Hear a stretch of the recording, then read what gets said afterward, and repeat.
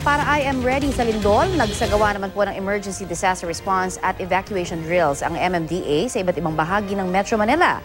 Sa gitna ho ng mga paghahandang ito, nangangailangan ng volunteers ang MMDA na ide-deploy naman sa iba't ibang evacuation areas. May ulat on the spot si Jay Sabale. Jay?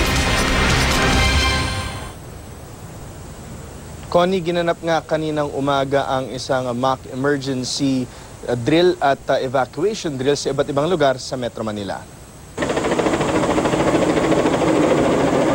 Ang pagdating ng mga helicopters ang hudyat na nagaganap na ang isang earthquake. Kaya tumunog na ang mga pito, sabay-sabay nag-duck, cover and hold ang mga tauhan ng MMDA at rescue teams. Matapos ng ilang minuto, nag-deploy na ng search and rescue teams para tulungan ang mga nasaktan. May mga agad nilapatan ng paunang lunas bago dalhin sa tent at isakay sa ambulansya. Ang mga sniffing dogs patuloy din ang pag-ikot at paghahanap pa ng mga natrap na survivor. Tulad ni K9 Max, nakadapa ito habang dahan-dahang gumagapang at umaamoy kung may mga nangangailangan pa ng rescue. Kunwari daw ay nasa confined space sila naghahanap. Iwanan po natin siya ng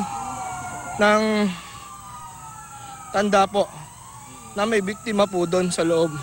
Kung ilan po siya sa loob, sulat lang po natin dyan kung 3, 4. Yan po sir, pwede po natin itusok yan. Tapos ire-report po natin. Matapos ang drill ay bumalik na sa kanya-kanyang stasyon ang mga kasali at tinuruan ng basic first aid.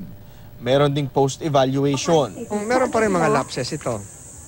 Kasi apparently yung iba, hindi sabay-sabay yung kilos di ba? Kaya nga nag-rehearse tayo ngayon para pagdating nung July 30, medyo mas maayos. Sabay-sabay nag-drill sa VMMC, Villamor Golf Course at Intramuros Golf Course na magiging temporary evacuation center sa North, West at South Metro Manila kapag nangyari na ang kinatatakutang dabiguan.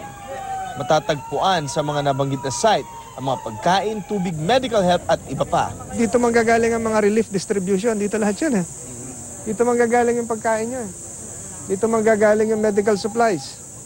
Dito manggagaling yung mga rescuers nyo. Dito manggagaling yung supply ng tubig. So siguro disiplinado rin ang pagpunta rito. Patuloy naman ang paghahanap ng mga volunteers ng MMDA na ide-deploy din sa iba't ibang evacuation areas. Sa mga gusto mag-volunteer, maaring mag-log on sa www.bepreparedmetromanila.com. Sa mga may aso naman, bukas din ang opisina ng MMDA K9 units para sa mga gustong matuto ng libre at tumulong na rin sa live search and rescue. Hanapin lamang ang MMDA K9 unit Facebook account.